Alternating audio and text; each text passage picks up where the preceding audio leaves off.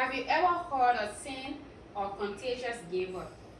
Well, tonight I'm going to introduce you to a contagious giver.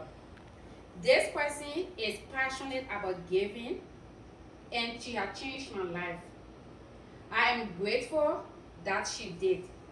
She did not have to tell me to be a giver, but be a contagious giver. I contracted the act of giving from her. This person is my mom. My mother is so passionate about giving, and she believes that the best saving account is impacting in the life of a person in need. I'm going to tell you a story, which is just one of the 1,000 stories that make my mother a contagious giver.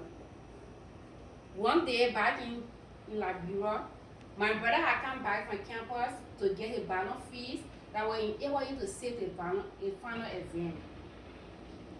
My mother was told the story, and the next day, which was the day she should have given him the money, a lady came in the yard crying, screaming, and rolling all over the place.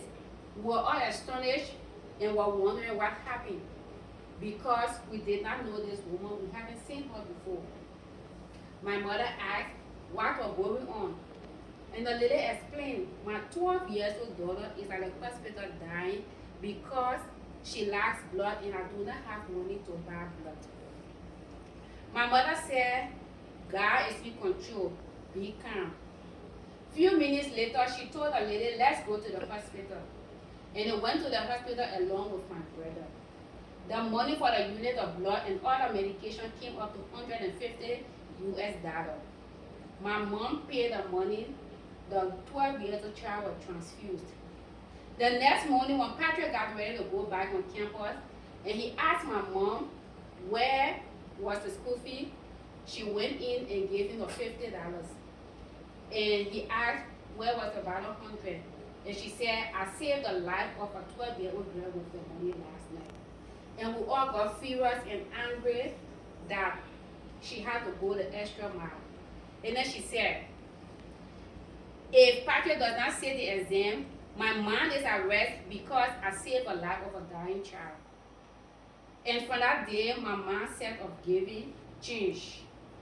There's a famous quote that she loves, and I'm going to share that quote with you, that says, your income is determined by how many people you serve and how well you serve them. It's not determined by the clothes you wear. It's not determined by the money in your account, but how well you are impacting the lives of others. That's why she always told us whenever we get angry, we fall. And this quote is written by Bob Bird.